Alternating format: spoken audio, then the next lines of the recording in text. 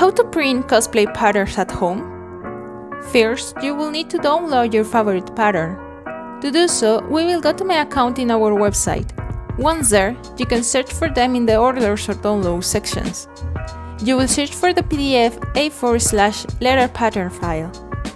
Save it. Now we will open it. We are using Acrobat Reader. And click on the Print button. Select your favorite printer and then go to Properties. Here, we will check that the paper size is the one we will be using. Our patterns will fit in both A4 and letter format, so don't worry. Then, this step is important. In the Page Sizing and Handling section, you have to make sure that Actual Size is active, or if you select Custom Scale, it is in 100%.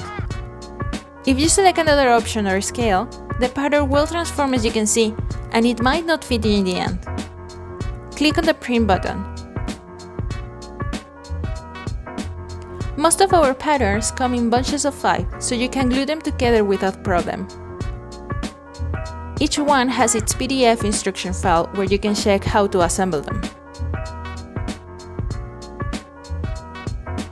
Now you just need to cut some edges and stick them together. And that's all! Easy way! Thank you so much for watching and subscribe for more cosplay tutorials.